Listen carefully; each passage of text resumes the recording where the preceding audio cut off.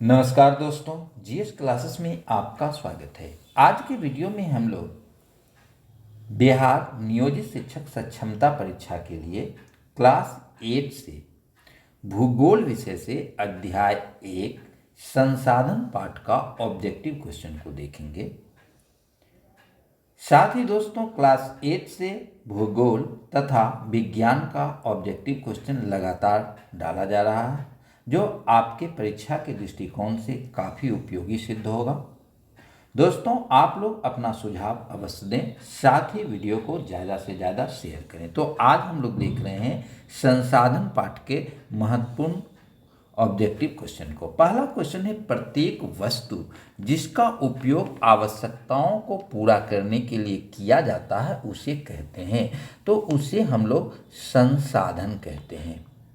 संसाधन वह है जो मानवीय आवश्यकताओं की पूर्ति करने में सक्षम है और जो ज्ञात है। अब दूसरा क्वेश्चन है, वैसे संसाधन जिसका एक ही बार उपयोग संभव है और भंडार सीमित है वह कहलाता है। तो वह वैसा संसाधन अनवीकरणीय संसाधन कहलाता है। अनवीकरणीय संसाधन जो होता है वह एक बार प्रयोग करने के बाद समाप्त हो जाता है।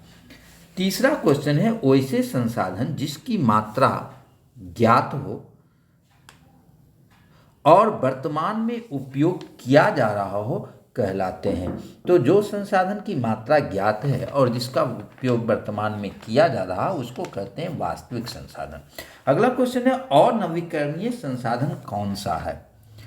तो इसमें विकल्प है, ए सौर ऊर्जा, बी पवन ऊर्जा, सी है पेट्रोल और डी में है भूतापीय ऊर्जा। तो अनवीकरणीय संसाधन यहाँ पर पेट्रोलियम है। इसका एक बार प्रयोग करने पर यह समाप्त हो जाएगा, जबकि सौर ऊर्जा, पवन ऊर्जा और भूतापीय ऊर्जा जो है सो नवीकरणीय संसाधन है। अगला है, नवीकरणीय संसाधन कौन सा है? इसमें है सौर ऊर्जा, पवन ऊर्जा, जल और उपरोक्त सभी। तो इसमें तीनों जो है सो नवीकरणीय संसाधन है, यानी कि इसका पुनः प्रयोग किया जा सकता है। अब छठा क्वेश्चन है, वैसे संसाधन जो सभी जगह पाए जाते हैं कहलाते हैं। तो जो संसाधन सभी जगह पाया जाता है उसको कहते हैं सर्वव्यापक। अब अगला क्वेश्चन, संसाधन में परिवर्तन लाने वाले कारक कौन से हैं? पहला है समय और बी में है प्रौद्योगिकी, सी में है दोनों और डी में है इनमें से कोई नहीं। तो संसाधन में परिवर्तन लाने की क्षमता समय और प्रौद्योगिकी दोनों में है, यानी कि समय के साथ भी संसाधन की महत्ता, उपयोगिता आदि में वृद्धि होती है और किसी भी संसाधन को प्रौद्योगिकी जो है सो उसे संसाधन के योग्य बनाता है या उसके रूप में उसकी उपयोगिता में वृद्धि करता है। तो इसका आंसर हो जाएगा दोनों। अगला क्वेश्चन है, इनमें से कौन एक प्राकृतिक संसाधन है? ए में है पंचायत भवन, बी में है विद्यालय, सी में है भूमि और डी में है हवाई अड्डा।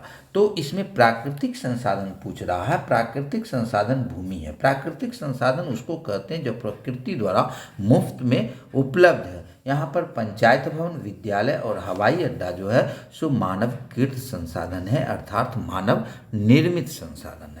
अगला क्वेश्चन है, इनमें से कौन प्राकृतिक संसाधन नहीं है? यहाँ पर पूछ रहा प्राकृतिक संसाधन नहीं है, तो यहाँ पर प्राकृतिक संसाधन हवाई जहाज नहीं है, जबकि सूर्य, मिट्टी, जल ये प्राकृतिक संसाधन के उदाहरण हैं। अगला है, केरल में पाया जाने वाला थोरियम एवं लद्दाख में पाया जाने वाला यूरेनियम किस प्रकार का संसाधन है?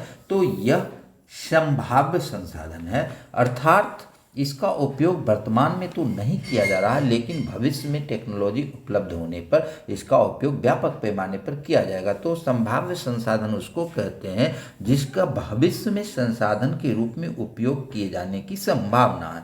अगला है, संसाधन निर्माण के लिए क्या आवश्यक है? ए में तकनीक, बी में आवश्यकता, सी में ज्ञान और डी में उपर्युक्त सभी। तो संसाधन के निर्माण के लिए उपर्युक्त सभी की आवश्यकता है। अगला क्वेश्चन है, पदार्थ की डैश उसे एक संसाधन बनाती है?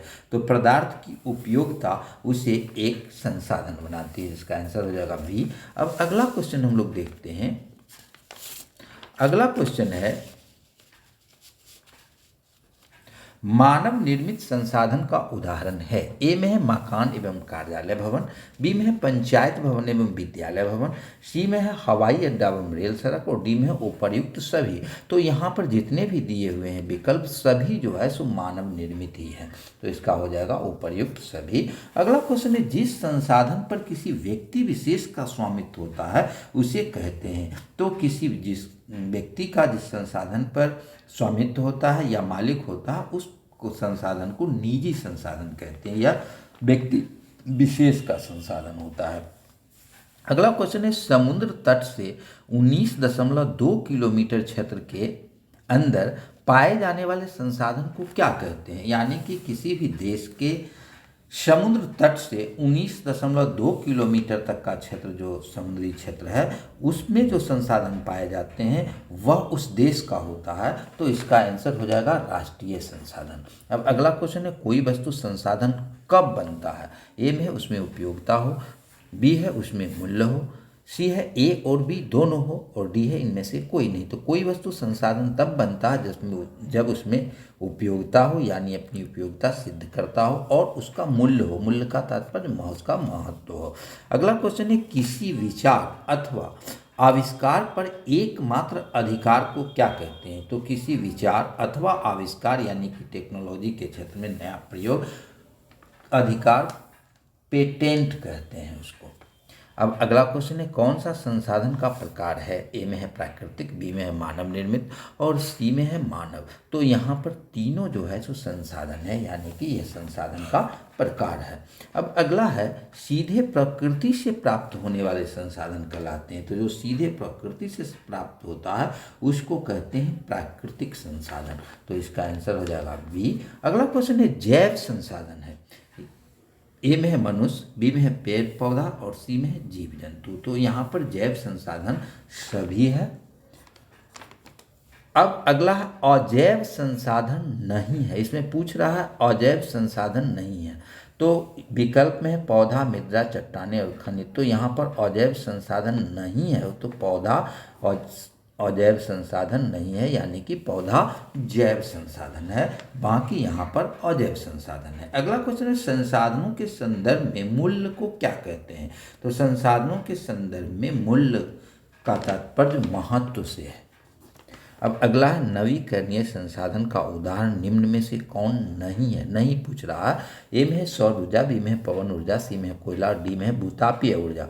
तो यहाँ पर नवीकरणीय संसाधन नहीं है तो कोयला जो है सो अनवीकरणीय संसाधन है, अर्थात इसका एक बार उपयोग करने पर यह समाप्त हो जाता है। बाकी यहाँ पर तीन विकल्प सौर ऊर्जा, पवन ऊर्जा और भूतापीय ऊर्जा जो है नवीकरणीय संसाधन के उदाहरण है। अब अगला क्वेश्चन है, विश्व वन दिवस कब मनाया जाता है। तो विश्व वन दिवस 21 मार्च को मनाया जाता है।